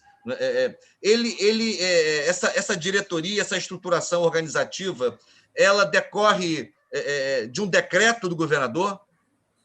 Eu queria saber exatamente qual é a fonte, né? Qual é a norma legislativa que disciplinou a estruturação dessa diretoria, porque eu chequei o decreto 46893 de 2019 e depois o 47340 de 2020 e fiquei com essa dúvida, só queria tirar essa dúvida pontual. Não estou fazendo considerações sobre a estrutura organizativa em si mesma, mas apenas perguntando sobre o ato normativo que a disciplinou. Um outro aspecto que eu queria também perguntar em relação ao Plano Metropolitano de Saneamento Básico, né, uma das obrigações, uma das atribuições definidas em lei para a governança metropolitana, para o ente de governança metropolitano, eu queria saber qual o impacto, do ponto de vista de vocês, da elaboração de um plano metropolitano de saneamento básico face a uma proposta do governo do Estado de conceder, né, a operação desses serviços. Quer dizer, o que muda? Que impacto tem? Uma coisa é você ter um plano metropolitano de saneamento básico com a gestão do saneamento estatal. Qual o impacto desse plano, ou sobre esse plano, que repercussão tem sobre esse plano, esse modelo, essa modelagem de fazer a concessão da operação do serviço de saneamento para o setor privado? Queria que vocês comentassem sobre isso. Queria também perguntar sobre dois aspectos conectados, rapidamente. O PEDUI, que é um instrumento de planejamento metropolitano muito importante, estratégico, aliás, ele carrega no seu nome o qualificativo estratégico, ele está diretamente relacionado, e isso foi mencionado pelo presidente Bernardo Santoro, ao processo de elaboração dos planos diretores municipais. Eu queria saber assim, se não há um problema aí de cronologia, porque assim, tem municípios que já têm seus planos diretores, tem municípios que não têm plano diretor algum, tem municípios que estão em processo de revisão de seus planos diretores. Do ponto de vista lógico, assim, não seria melhor se já houvesse um PEDUI que fosse assim, uma espécie de matriz orientadora para os municípios fazerem os seus planos ou revisarem os seus planos? E aí porque tem uma previsão cronológica de mandar para a LERJ em 7 meses, o PEDUI, o que nos remete ao final de 2021. Né? Provavelmente, se tudo correr bem, né, sob chuvas e trovoadas, a gente pode, eventualmente, ter o PEDUI aprovado em lei até o final de 2022, quem sabe até meados de 2022. Mas isso não traz um problema, porque o PEDUI não deveria ser a matriz a partir da qual os municípios fariam ou refariam os seus planos diretores municipais? Ao mesmo tempo, suscitou aquela reunião, aquela audiência pública que nós fizemos, presidente Bernardo, recentemente, sobre aquele sobre aquele PLC apresentado pela deputada Zeidan, continua suscitando debate na Assembleia sobre eventuais conflitos entre a autoridade metropolitana, né, e a autoridade municipal constituída por eleição. Enfim, eu pergunto o seguinte: tem havido ruído? Porque aquele projeto suscitou reclamações de alguns prefeitos que ligaram para o presidente André Siciliano. Diante desse fato e desse exemplo, eu pergunto, na experiência acumulada até então, tem ruídos, digamos, expressivos, significativos, na relação entre as autoridades municipais inseridas no contexto metropolitano e a autoridade da governança metropolitana? Isso tem sido um problema, tem sido um obstáculo? E se sim, como isso tem sido equacionado? Enfim, e por último, duas coisas pontualíssimas que eu vou só endossar o que o Luiz Paulo falou. Eu não tenho dúvida que o Fundo de Desenvolvimento da Região Metropolitana, os recursos desse fundo, têm que estar vinculados, espelhados, né, na Lei de Diretrizes Orçamentárias, na própria LOA depois. Isso é muito importante para fortalecer e consolidar esse fundo. E, ao mesmo tempo, eu quero me permitir sugerir, imagina, certamente vocês já estão fazendo isso, mas eu reforçaria a necessidade de uma interação estreita entre o Instituto Rio Metrópole, sua presidência e sua equipe, com todas as secretarias, é claro, mas especialmente com a Secretaria de planejamento. Ontem nós estivemos com o secretário Zamit, como o deputado Luiz Paulo mencionou, em torno da discussão de um projeto estratégico de desenvolvimento econômico e social do Estado, né? Naturalmente que o PEDUI, né, tem que estar muito amarrado com esse projeto estratégico de desenvolvimento econômico e social do Estado. Então, queria também saber a quantas anda essa interface entre o processo de elaboração do PEDUI, as concepções que estão aí na base do PEDUI e o processo que a Secretaria de Planejamento e Gestão parece liderar, né, no âmbito do governo, sobre um projeto mais amplo de desenvolvimento estratégico do nosso Estado. É só isso, assim, não só isso, entre aspas, né? Mas são algumas observações, não é para a gente esgotar os temas agora, eu bem sei, mas só para acrescentar ao nosso debate esses apontamentos. Presidente Bernardo Santoro.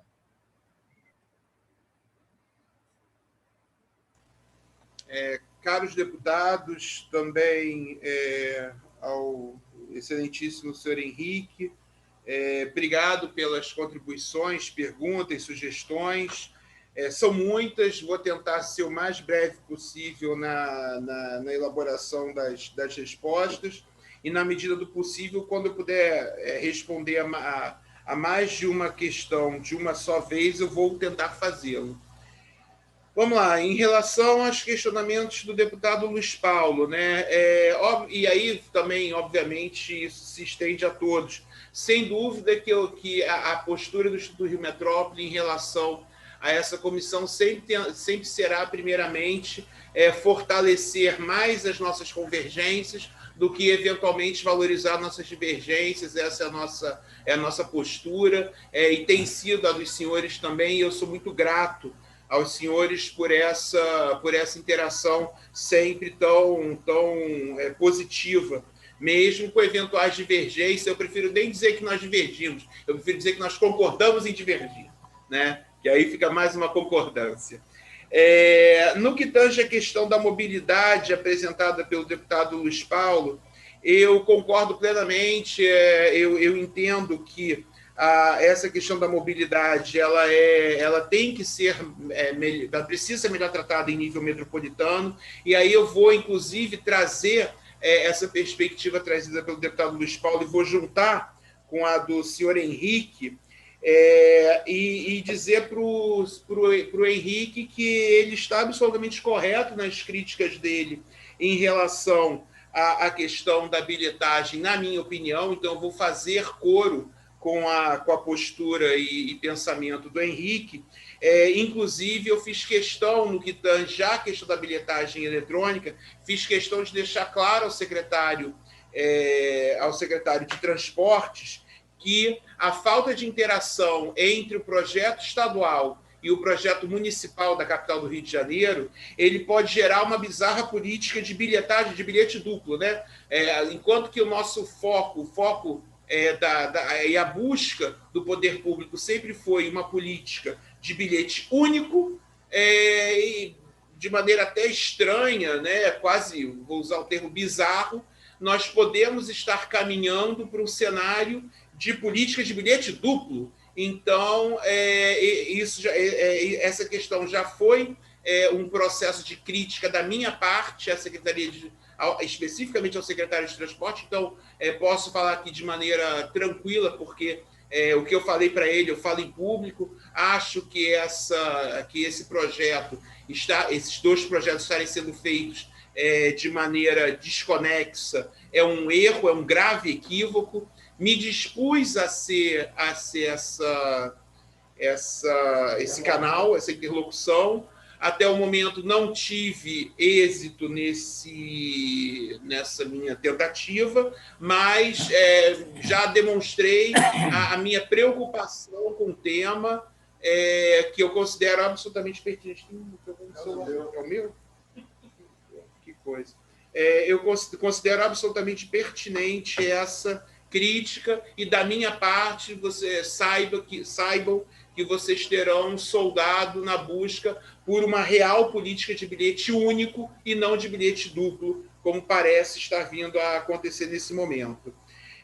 No que tange ao Singel especificamente, eu vou buscar um diálogo maior ainda, tenho um bom diálogo com o secretário de Planejamento, vou buscar um diálogo maior de forma que, eventualmente, não haja uma sobreposição de esforços no que tange à criação desse grande banco de dados. E aí, a citação feita, não sei se foi o próprio deputado Luiz Paulo, ao CEPERJ, a nossa relação com a presidência da CEPERJ é a melhor possível, realmente é um diálogo muito frutífero, inclusive dentro daquilo que a gente entende como sendo a construção de um projeto Singel, ele passa por uma parceria com o CEPERJ não pode ficar de fora desse processo, e já temos diálogos nesse sentido para a construção de uma agenda comum envolvendo o Instituto Rio Metrópole e CEPERJ na produção dessa política pública de organização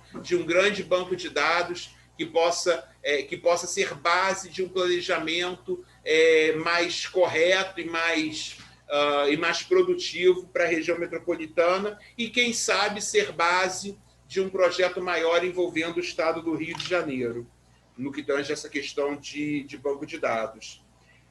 Ainda sobre a interveniência do deputado Luiz Paulo, envolvendo a questão da infraestrutura 5G, eu não posso deixar de citar que projetos de lei emendando a Lei 9151 já foram apresentados não só pelo deputado Luiz Paulo, como pelo deputado Waldeck, sempre levando em consideração o fato da região metropolitana precisar ser um meio essencial de construção dessa gestão tecnológica, para essa gestão tecnológica já nascer integrada, já nascer integrando os municípios da região metropolitana. Então, eu agradeço publicamente ao deputado Luiz Paulo, ao deputado Waldeck e aos demais deputados que já buscaram apresentar projetos de emenda à Lei 9151, que efetivamente dá ao Instituto Rio Metrópole e à região metropolitana o destaque necessário no planejamento dessa infraestrutura. Sem vocês, isso, obviamente, não estaria sendo possível.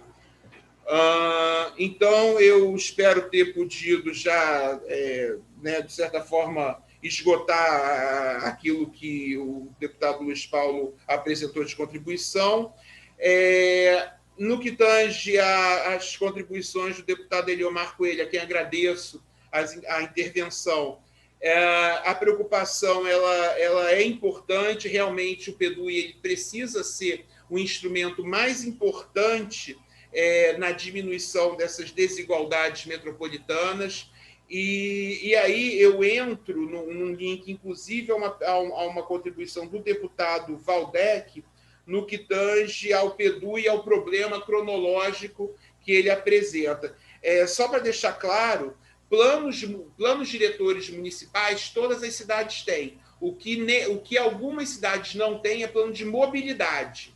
E aí, obviamente, fica mais fácil essa construção. No que tange aos planos diretores municipais, todos já têm, a maioria está em processo de revisão, e aí há um esforço político da parte do Instituto Rio Metrópole para que esses planos diretores que venham a ser revisados já sejam revisados à luz do PEDUI. Então, obviamente que esse problema cronológico existe, ele está posto, né? O PEDUI ele é posterior, né? A construção do PEDUI ela é posterior à criação dos planos diretores, a revisão dos planos diretores já precisa ser feita à luz desse PEDUI, não só por uma questão política, mas por uma questão prática, e também por questão de lei, porque a Lei Complementar 184 pede isso.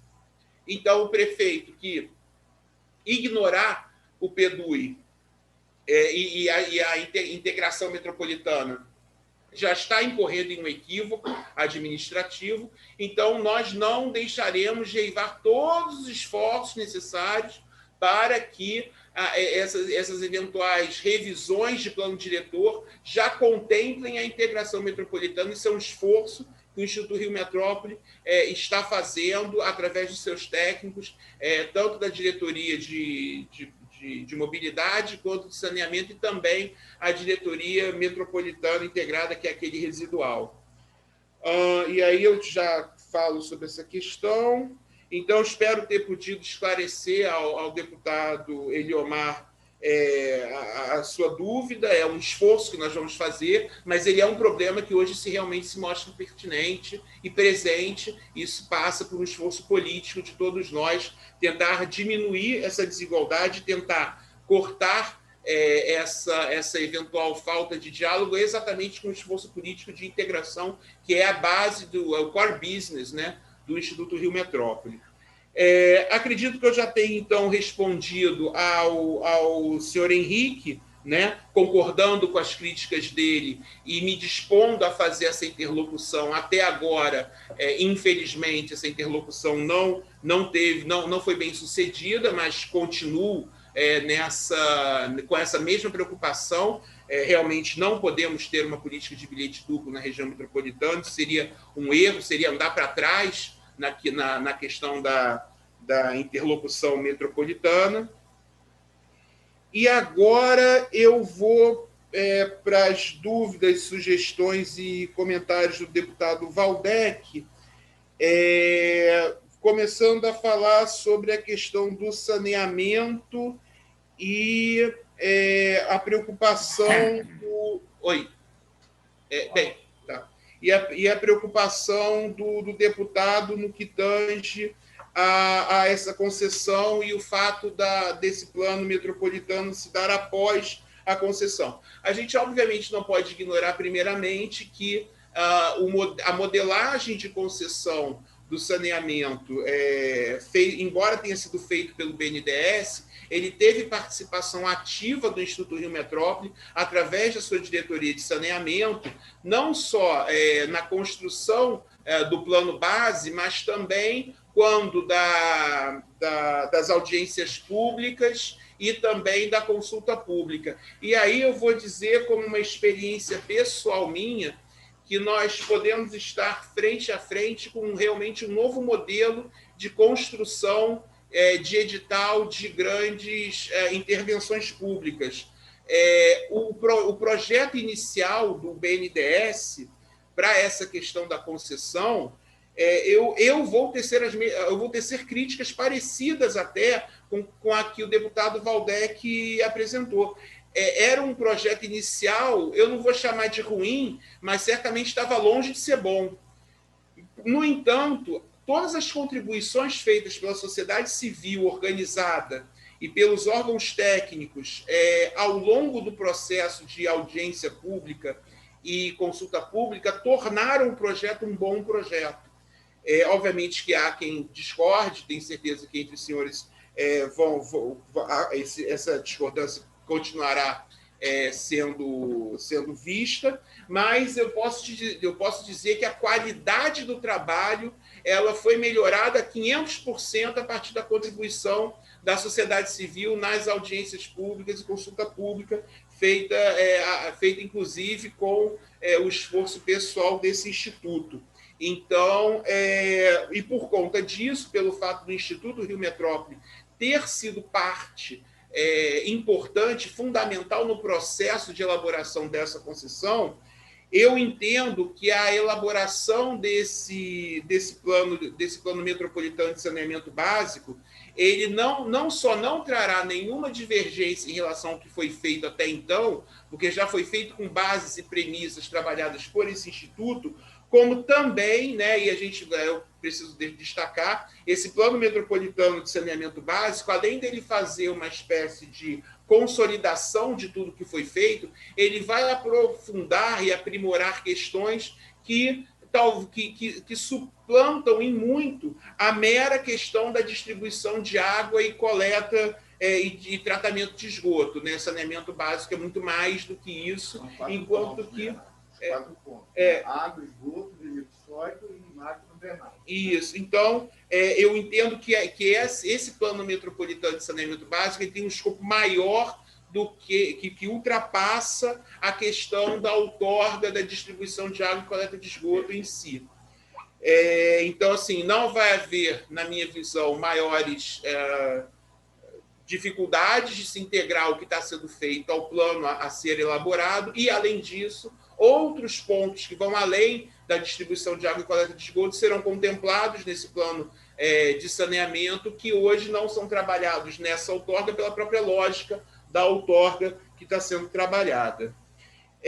No que tange ao organograma do Instituto e a dúvida do deputado, eu vou ler aqui o artigo 14 da Lei Complementar 184. Ela diz o seguinte: o Instituto Rio Metrópole será administrado por equipe composta por um presidente e 5 diretores, nomeados pelo governador e aprovados pelo Conselho Deliberativo, sem aumento de despesas pessoal, todos de reputação ilibada, portadores de diploma de nível superior e notórios conhecimentos da região metropolitana. Então, por conta disso, o regimento interno do Instituto Rio Metrópole e do Conselho Deliberativo, ele montou esse organograma a partir desse artigo 14 da Lei Complementar 184, de forma a criar uma governança que fosse objetiva, porque a Lei Complementar dava destaque a saneamento e mobilidade, então não fazia sentido não haver uma diretoria própria de saneamento e uma diretoria própria de mobilidade. Além disso, para todo o resto, né, isso não podia ficar solto sem uma diretoria própria. Então, nós construímos uma terceira diretoria finalística que abrangesse essa questão residual. E as duas diretorias meio, que é a diretoria de planejamento e a diretoria de gestão, elas, de certa forma, são diretorias lógicas dentro do processo, a de gestão para trabalhar os processos internos e a de planejamento para ser uma espécie de diretoria que funciona de maneira matricial nas 3 diretorias fim, organizando os processos de produção de política pública de forma que as 3 diretorias trabalhassem de maneira integrada e sinérgica. Então, a partir do artigo 14 da lei, nós construímos uma resolução interna, um regimento interno, com base no artigo 14 e do decreto, exatamente para que houvesse uma lógica dentro do processo macro de construção do órgão executivo, que não se confunde com a governança metropolitana como um todo, mas do órgão executivo da região metropolitana. Deixa eu ver o que mais que tem aqui. A questão de mobilidade, o esforço que seja observado, a questão do PEDUI, eu já falei anteriormente, né, é uma dificuldade que nós temos hoje, e o nosso plano de mobilidade metropolitano que está sendo construído,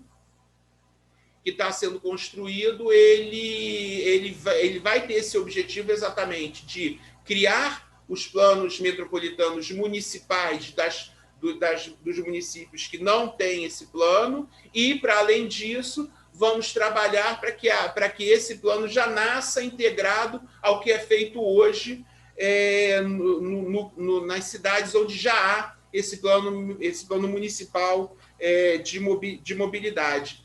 Nós temos hoje, inclusive, também 3 planos estaduais de mobilidade e que também serão observados na construção desse plano metropolitano de mobilidade, de forma que nada fique para trás. Tudo seja integrado num grande processo sinérgico, de forma a tentar trazer um pouco de racionalidade a um campo que realmente hoje está além da racionalidade e absolutamente bagunçado, e com muita gente falando ao mesmo tempo línguas distintas. Essa é uma preocupação nossa e é um esforço que nós temos que fazer, e eu conto com o apoio dos senhores nesse objetivo.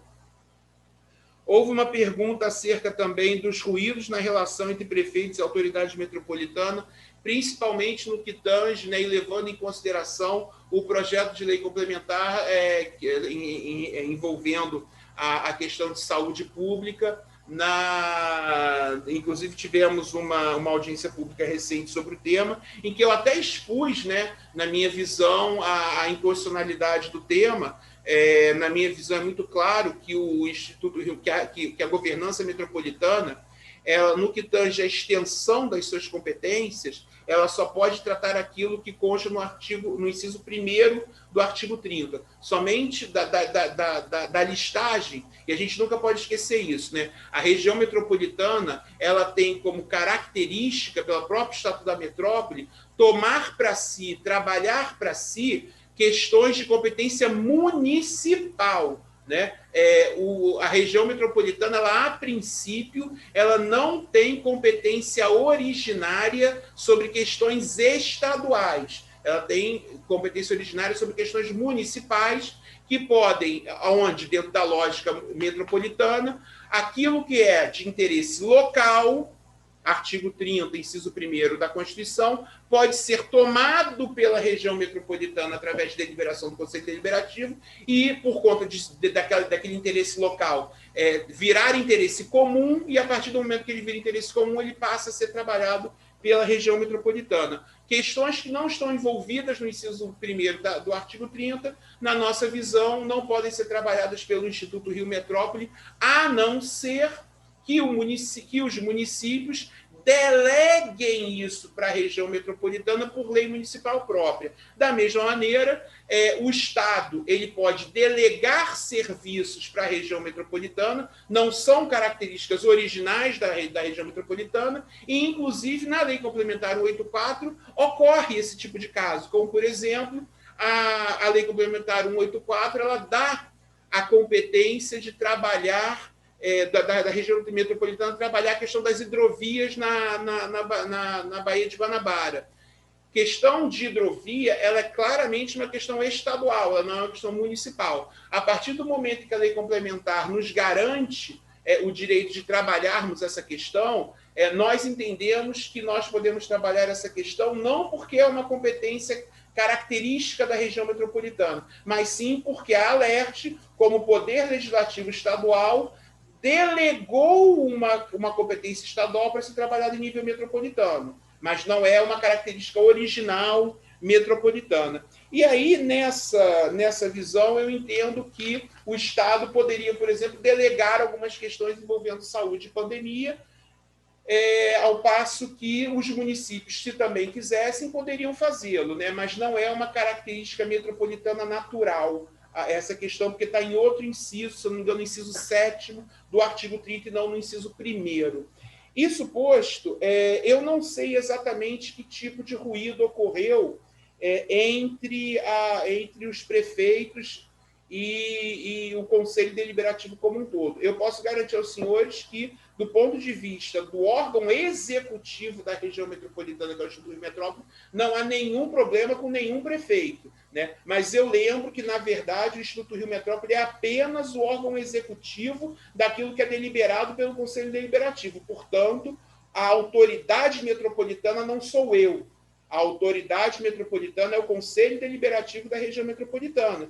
E aí, como sendo um Conselho Deliberativo que traz poder vinculativo, às vezes um município ele se sente um pouco coagido com o poder que esse conselho tem. E eu posso dar o exemplo na própria questão envolvendo a SEDAI, em que a cidade do Rio de Janeiro foi voto vencido no processo que tomou para a região metropolitana o direito de outorga, que normalmente é municipal. O município do Rio de Janeiro votou contra o tempo todo, foi voto vencido e foi vinculado àquela decisão. Se a gente parar para pensar que várias outras questões, mobilidade, infraestrutura, etc. e tal, podem vivenciar essa mesma experiência, em que determinado prefeito pode acabar perdendo uma eventual votação no Conselho Deliberativo da região metropolitana e ser obrigado e ser vinculado a respeitar aquela decisão do Conselho Deliberativo da região metropolitana, pelo fato do Conselho Deliberativo da região metropolitana ser o único conselho regulamentado nos termos do Estatuto da Metrópole e, portanto, ter força normativa, o que não é o caso em nenhuma outra região metropolitana do Brasil. Essa é uma característica nova e própria do Instituto Rio Metrópole, da região metropolitana, por causa, principalmente, do esmero dos deputados estaduais em fazer uma lei complementar com base no Estatuto da Metrópole. Ele gerou um cenário em que você tem um poder normativo relevante e esse poder normativo pode gerar decisões que contrariam interesses municipais. No que tange especificamente à saúde, aí vindo a concretização da resposta da pergunta feita pelo deputado Waldeck, pode ser que a gestão da pandemia em nível metropolitano venha a ter gerado nesses prefeitos um medo de a região metropolitana impor algum tipo de política pública que esses prefeitos não gostariam de ver implementados nas suas cidades. E aí eles seriam obrigados a cumprir as deliberações da região metropolitana e talvez ficassem desconfortáveis com isso. Não posso responder por nenhum prefeito. O que eu posso dizer é que esse é o cenário macro da coisa e que pode gerar dificuldades a um determinado prefeito de implementar políticas públicas das quais ele discorda. Bem, eu acho que eu consegui esgotar todas as dúvidas dos senhores acerca de tudo o que me foi perguntado. Se tiver alguma coisa que eu tenha deixado passar, eu peço, por gentileza, que me chamem a atenção para que eu possa, de alguma maneira, consertar o meu erro. Agradeço aí a palavra dada pelo deputado Waldeck a mim. Presidente Bernardo Santoro, nós, em função do tempo, teremos que replanejar a nossa reunião. Mas o deputado Luiz Paulo ainda quer levantar uma observação. Por favor, deputado Luiz Paulo. É uma dúvida muito rápida, deputado Waldeck. Presidente, quando foi concebida a lei complementar, né, e previsão do Estatuto da Cidade, das decisões do Supremo, né, o advento da gestão metropolitana se dava única e exclusivamente nas questões ligadas à infraestrutura, saneamento, transporte, logística, etc., etc. Estava fora disto tanto saúde quanto educação. Perfeito. Algo se alterou? Que eu saiba, eu não vi se alterar. Né? Então, não estou entendendo a questão do quesito saúde ou de educação. Até porque tem fundos próprios, a saúde está regida pelo SUS, a educação está regida pelo Fundeb, etc., etc. Então, no meu entendimento, estaria fora dos princípios do contexto metropolitano. Quero saber só se permanece.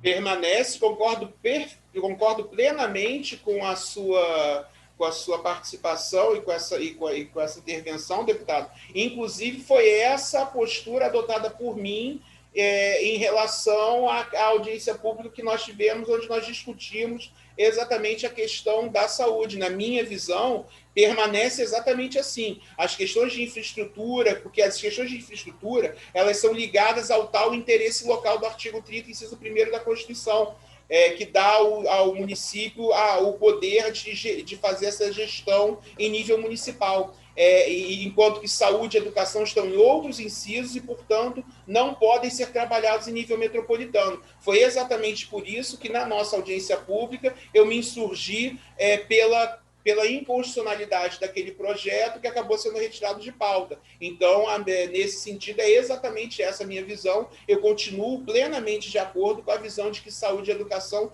não são pautas relativas à gestão metropolitana. Obrigado, presidente Bernardo Santoro, deputados, demais participantes aqui da audiência, Henrique Silveira, Gustavo Gomes, que aqui registro, representando o mandato do vereador Romário Regis, registra a presença do mandato do vereador Romário Regis, e também a equipe do Instituto Rio Metrópole, que acompanha o presidente Bernardo Santoro. Em função do horário, o que eu proponho? Que a gente faça no mês de maio uma outra rodada, especificamente sobre a lei complementar. Vou convidar, além do Instituto Rio Metrópole, vou convidar a Procuradoria da Alerj, já conversei com o procurador Rodrigo Lopes, vou convidar a Casa Fluminense e vou convidar o conselheiro Vicente Loureiro para fazermos um painel sobre propostas de aperfeiçoamento e aprimoramento da Lei Complementar 184 de 2018. Então, porque agora ficaria muito espremido no tempo, né? Então, presidente Bernardo Santoro, nós pretendemos convidar, aliás, nós vamos interagir muito, é o que nós esperamos, né? No diálogo, no bom debate, na diferença quando ela se manifestar, de maneira sempre respeitosa e elevada, pensando no interesse público. Então, a ideia é que no mês de maio a comissão faça uma outra reunião especificamente voltada para um balanço, uma avaliação da lei complementar, e aí teremos a oportunidade de ouvir as considerações e observações emanadas do Instituto Rio Metrópole e, eventualmente, também de outras entidades, de outros coletivos que estiverem conosco nessa reunião. Eu pergunto ao deputado Luiz Paulo e ao deputado Eliomar se pode ser assim por causa do adiantado da hora. Presidente, perfeito, porque se a gente fosse fazê-lo agora, com 5, 10 minutos, seria uma discussão absolutamente assodada. Eu acho que é muito melhor marcar uma data já no mês de maio, todo mundo se prepara para isso. Muito obrigado, presidente. De minha parte, concordância total. Obrigado. Então, eu quero agradecer ao presidente Bernardo Santoro, à sua equipe, pela apresentação, pelo debate. O material já está disponibilizado para a comissão. Agradecer a presença dos deputados Luiz Paulo, vice-presidente da comissão, deputado Eliomar Coelho, Henrique Silveira, da Casa Fluminense, Gustavo Gomes, representando o mandato de Romário Regis, as assessorias aqui presentes, a secretaria da comissão, na figura do André Merlo, e dizer que no mês de maio faremos, então, uma próxima rodada. A comissão da região metropolitana deliberou que vai se reunir às sextas-feiras, então, de vez em quando, nós vamos sextar juntos, como diz a garotada, nós vamos sextar juntos de vez em quando para debater o interesse público em torno da região metropolitana. Muito obrigado a todas e todos, agradeço a participação e declaro, portanto, encerrada esta reunião. Muito obrigado, deputado. Obrigado a todos. Pessoal, parabéns aí pela reunião de hoje. Até a próxima. Obrigado. Até breve.